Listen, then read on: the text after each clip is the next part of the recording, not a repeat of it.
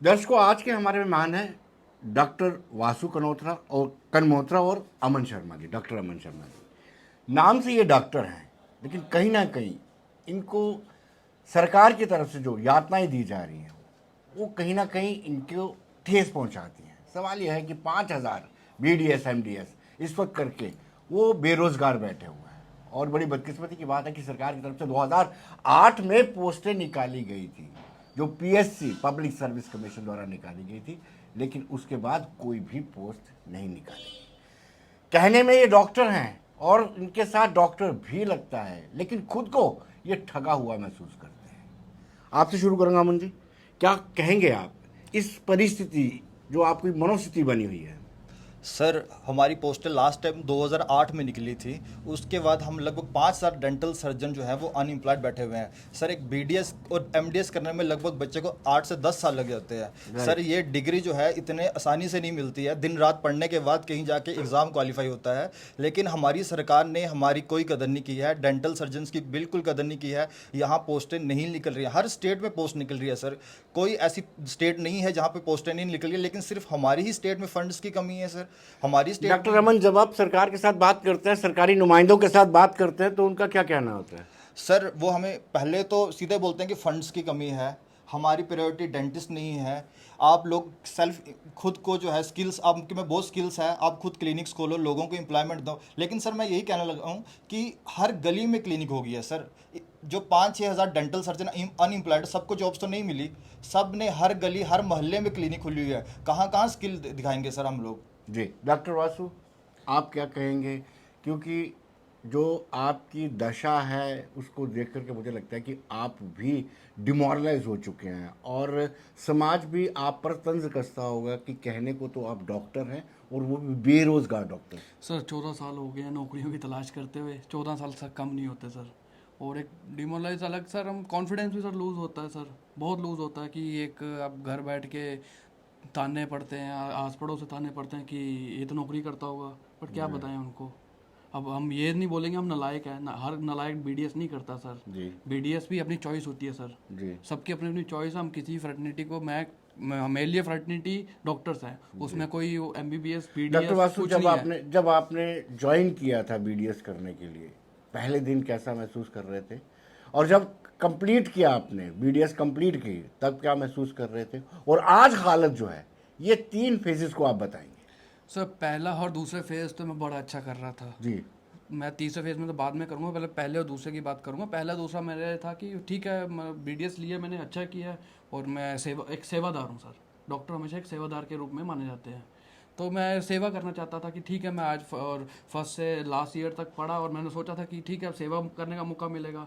पर जैसे ही ख़त्म किया, वो पता चला कि यहाँ पे तो और बुरा हाल है। तो खासकर जम्मू कश्मीर की बात है, ये जम्मू कश्मीर में तो और बुरा हाल है सर। मतलब डॉक्टर वासु, दूसरी स्टेट के साथ जब आप कंपेयर करते हैं, तो वहाँ क्या जो BDS MDS करता है उसके लिए पोस्ट हैं, वहाँ पे रोजगार के संसाधन हैं? सर बहुत सर साधन है सर। दिल्ली की बात कर लो सर, चाहे आप हिमाचल की बात कर लो सर, चाहे आप राजस्थान की बात कर लो सर, मध्य प्रदेश की बात कर लो सर, उन पोस्ट निकल रही हैं सर। तो यहाँ जम्मू कश्मीर में क्यों नहीं निकल रही? और मैं साथ डॉक्टर भूपेंद्र सिंह, हमारे जम्मू स्टेट डेंटल काउंसिल के प्रेसिडेंट, उनका शुक्रिया अदा करता हूँ। हमारे साथ कंधे से कंधा मिला के चलते हैं। वो खुद एक स्टेट डेंटल काउंसिल है और हमारी पूरी हेल्प करते हैं। पिछले दौरान अभी उन्होंने कॉन्फ्रेंस की थी, जब हम डॉक्टर्स को डिटेन किया था, पुलिस ने डिटेन किया डॉक्टर्स को, और वो आके उन्होंने गुजारिश की कि भाई कम से कम ये कौन सा आपने तरीका किया होगा कि डॉक्टर्स को डिटेन कर रहे हैं, नौकरियाँ नहीं दे रहे तो डिटेन करेंगे आप प्रोटेस्ट भी नहीं कर सकते हम अपनी मांग के लिए।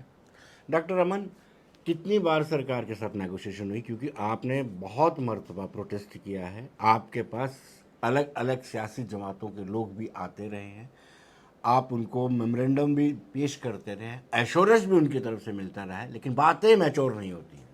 सर, सबसे पहला जो हमारा प्रोटेस्ट था वो 2014 में स्टार्ट हुआ था, जिसमें हम लोग भूख हड़ताल पे बैठे थे।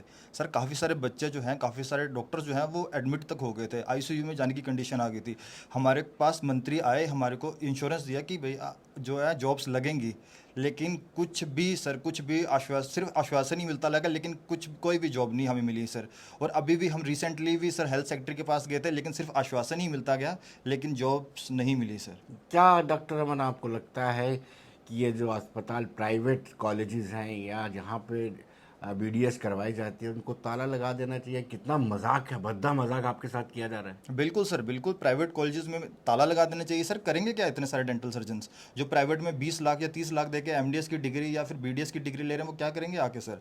इतनी इन्वेस्टमेंट लगा रहे हैं लेकिन इतना रिटर्न नहीं मिलेगा सर इनको। और जब तक जॉब्स नहीं है सर, कोई भी सेफ्टी मतलब कि नहीं हो सकती सर। क्या जब कोविड आएगा तब लॉकडाउन लग जाएगा, फिर क्लिनिक्स बंद हो जाएंगे। जब श्रीनगर में बर्फ़ गिरती है फिर क्लिनिक्स बंद हो जाती हैं। तो गवर्नमेंट जॉब तो सर होनी ही चाहिए, जो हर स्टेट्स में हो ही रही हैं सर। टेंटेटिव फिगर कितनी है आपके जिन्होंने बीडीएस एमडीएस किए और बेरोजगार हैं? सर 5000 प्लस अनएम्प्लॉयड है सर हमारी जम्मू कश्मीर स्टेट में। जी।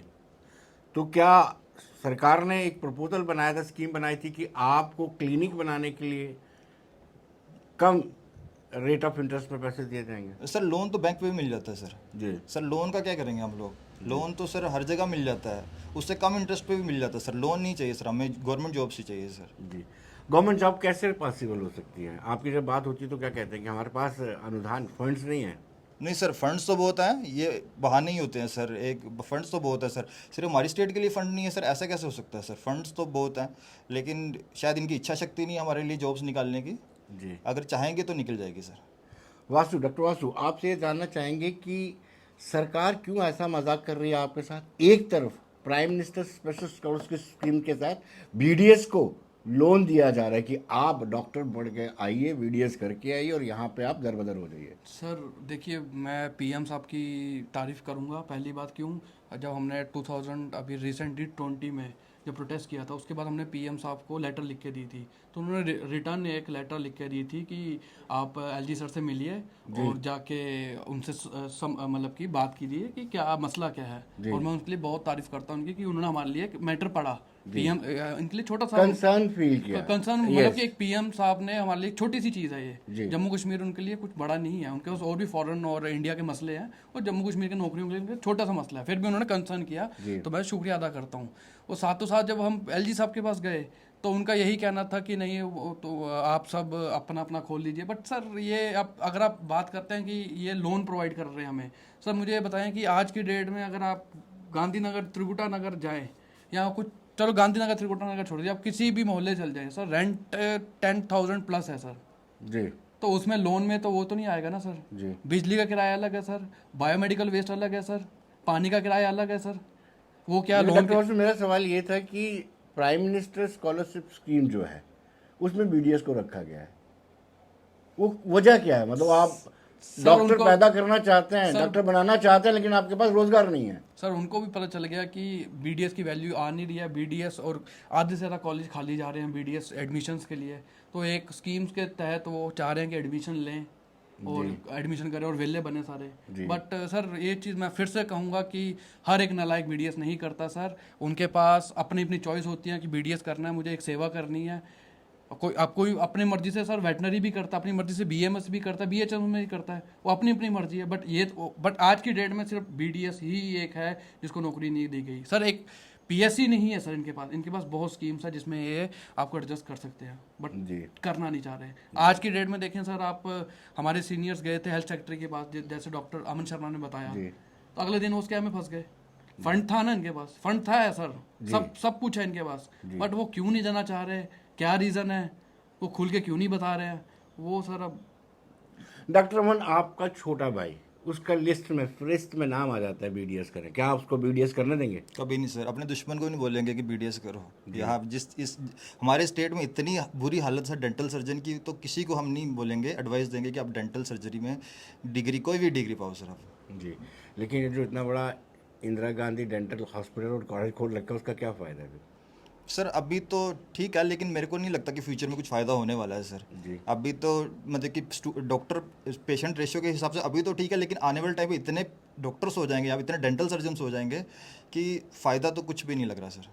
कहीं कुछ लोग ऐसा तो नहीं करते कि अपने के साथ डॉक्टर लग जाए इसीलिए बीडीएस कर लेते हैं? शायद हो सकता है जी, हो सकता है ऐसा कि कुछ डॉक्टर लग जाए, लेकिन फिर भी जॉब्स तो चाहिए सर, जॉब्स तो रिक्वायरमेंट है ही है सर जी। आपका नेक्स्ट कोर्स ऑफ एक्शन क्या रहेगा? सरकार पर किस तरह से दबाव डालेंगे कि सरकार जवाब दे आपको? सर अभी सरकार की जवाब दी है ये? बिल्कुल सर, अभी हम लोगों का फ्यूचर प्लान सर यही है कि फिर से प्रोटेस्ट करेंगे हम लोग, अगर जल्दी से जल्दी नौकरी नहीं निकली सर। जी, क्या कहेंगे वासु आप? सर जैसे आपने बताया कि कोई अपनी मर्जी से डॉक्टर से नाम के लिए बनता नहीं सर। 8-10 साल कोई इन्वेस्ट करना आसान काम नहीं है, और एक नाम एक डॉक्टर पाने के लिए आप बोलोगे 10 साल अपना एक मेहनत करनी उस चीज़ के लिए, तो मुझे नहीं लगता कोई ऐसा कोई बेवकूफ़ होगा आज की डेट में जो 8 साल से 10 साल आपका वेस्ट करेगा सिर्फ डॉक्टर का नाम लेने के लिए। जी। तो ये डॉक्टर सब वासुदेव, क्या आपके पास कोई ऐसा रोड मैप है जिसके मुताबिक ये आपको एब्जॉर्ब कर सकें? सर वो वही तो बात है ना सर कि ये हमारा जो रोड मैप है एसडीसी की प्रेसिडेंट के पास है, तो उनसे जाके हमें बिठाएं साथ में, एसडीसी के वो कह रहे हैं हमें बिठाएं साथ में। सर डॉक्टर भूपेंद्र कितनी बार बोले हैं कि हम सारे मिलके बैठ के डिसाइड कर सकते हैं, ये हमसे आके पूछे एक बारी कैसा रोड मैप चाहिए, बट जब तक वो पूछेंगे नहीं वो मतलब अब एक डेंटल वाला ही बता सकता है ना कौन से रोड मैप में जाना चाहिए। जी। एक दूसरा बंदा आके तो नहीं बताएगा ना कौन से रोड मैप में जाना चाहिए। एक उनको पता कि कौन सी स्कीम्स ला के इनको ऑब्जर्व किया जाए, तो आप कम से कम उनकी हमारी तो हेल्प लो सर। और सर दूसरी बात मैं कहना चाहूँगा, हम सर व्यापारी लोग नहीं है सर, हम डॉक्टर एक सेवादार लोग होते हैं और सेवा करना चाहते हैं। ये व्यापारी लोग सर, हम व्यापारी अपनी जगह अपना अच्छा कारोबार कर रहे हैं, बट हम कारोबार नहीं कर सकते सर। ये मतलब अब देखिए ना, पेशेंट्स आ रहा है हमारे पास, पेशेंट की प्राइवेट क्लिनिक जा रहा है, अब आयुष्मान में तो डेंटल नहीं दिया गया, अपने पैसों से देके उनको ट्रीटमेंट, और डेंटल ट्रीटमेंट आज के डेट में बहुत कॉस्टली होता है सर, और पेशेंट भी रोता है, इंश्योरेंस के दायरे में उसको नहीं रखा गया सर। मेडिक्लेम के जी। तो आप मुझे बताइए, प्राइवेट क्लिनिक एक हम खोलने भी, रेंट भी निकालने, बायोमेडिकल वेस्ट भी दें, बिजली का किराया, पानी का किराया, और कोई असिस्टेंट रखा उसको उसके लिए जॉब क्रिएट कर रहे हैं हम, और अपने पैसे देने उनको, तो कहाँ से सर हम मतलब हम लोन भी लें, इतने सारे रेंट भी दें, सब कुछ दें, फिर हम घर पे क्या ले जाएं सर। जी। लेकिन गवर्नमेंट तो कह रही है कि आपके लिए पॉलिसी बनाइए, आप बनाइए क्लिनिक, हम पैसे देंगे। सर वो तो सही है, तो उनको बोलो सर कि आप लोन दे, आप जो लोन की बात कर रहे हैं वो सेटअप की बात कर रहे हैं, उन्होंने कोई बात नहीं कि हम आपको एक प्लेस देंगे वहाँ पे, कि एक दुकान देंगे कि हम आप दुकान भी लो साथ में सेटअप ले लो। अब उन्होंने बोला सेटअप लो, दुकान की कोई बात नहीं की, क्योंकि उनको भी पता आज की डेट में रेंट कितना है, रेंट चुकाना आसान काम नहीं है, बिजली का किराया कितना है, और आज अब तो वैसे ही प्राइवेट हो रही है बिजली, पानी प्राइवेट हो रहा है, तो सर कहाँ से हम पूरा करेंगे हम।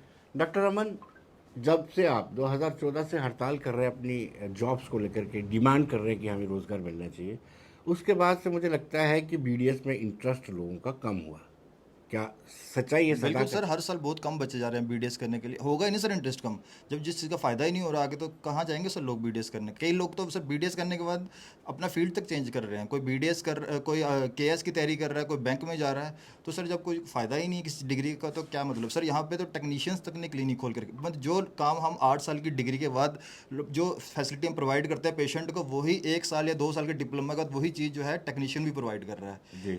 और वो कम रेट पे कर रहा है। तो सर पेशेंट्स उन्हीं के पास जाएंगे। अभी हमारा देश डेवलपिंग कंट्री है सर, अभी वो पहले सरकार को आप कन्विंस क्यों नहीं कर पा रहे हैं? सर हमने तो हर तरह से कोशिश कर ली है, लेकिन मेरे को लग रहा है सरकार ही नहीं सुनना चाह रही है।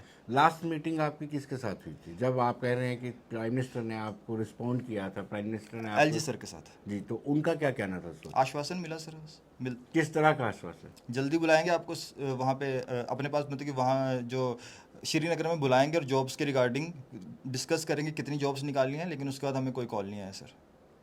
अब आप क्या करेंगे? लास्ट सवाल आपसे। सर करना क्या है सर, आपको भी पता कि हम हर एक चीज़ प्रोटेस्ट कर चुके हैं, हम हर एक मंत्रियों के पास जाके, एलजी सर के पास जाके। अब हम मुझे बताया, अगर अब ये चाह रहे हैं हम फिर ऐसा कोई प्रोटेस्ट करें कि जहाँ पे बवाल हो जाए, तो वो सर एक डॉक्टर को मुझे नहीं लगता कि एक अच्छा लगता कि आप डॉक्टर को सड़क पे उतार के, व्हाइट कॉलर जॉब है, पढ़े लिखे हैं सर, पढ़े लिखे आप चाहते हैं कि पढ़े लिखे आके प्रोटेस्ट करें, और आप कैसा लगा आपको जब लाठियां खाते उठा के ले जाते थे पुलिस वाले? सर ये चीज़ मैं आम जनता से पूछना चाहता हूँ, आम जनता से पूछना चाहता हूँ, एक जो आपकी सेवा लगे रहे हैं, चाहे कोविड होए, चाहे कोई भी इतनी बड़ी बीमारी आ जाए, उन आम जनता से पूछना चाहता हूँ कि उनको कैसा लगता कि तुम्हारा जो डॉक्टर तुम्हारे लिए इतना काम कर रहा है, उनको लाठियाँ पड़ रही, तुम क्यों नहीं बोलते उन सब के लिए जी? कि तुम्हें नहीं लगता कि अच्छा, अब देखें ना, जो आम पब्लिक है उनको नहीं पता कि डॉक्टर कौन है, उनको इलाज से मतलब है, उनको डॉक्टर से नहीं मतलब कि उनको है कि मेरा इलाज होना चाहिए, सस्ता इलाज होए, अच्छा होए, उनको नहीं पता कि कौन मेरा इलाज कर रहा, कौन नहीं कर रहा। बट ठीक है चलो, बट हम चाहते हैं कि उनको, अगर हम गवर्नमेंट जॉब में लगे, अगर हम गवर्नमेंट जॉब में लग जाए। 2008 के बाद कुछ लोगों को एंगेज भी किया गया, क्या 2-2 साल के लिए एंगेज किया गया? ये सर अभी जैसे रजिस्ट्रार लगते हैं तो 2-3 साल के लगते हैं, बट ऑन इंटरव्यू बेसिस, कोई रिटर्न पेपर नहीं होता, कोई कुछ नहीं होता। और लगते हुए 2-3 साल के लिए? से 2-3 साल के लिए। अब मुझे बताइए वो 3 साल के बाद वो क्या करे सर। जी जी जी अब एक सर एक एश्योरिटी होती है कि ठीक है मैं एक सेटल हूँ अब मैं। जी। अब ये सर ये क्लिनिक खोल के कोई मैं नहीं बोल सकता कुछ।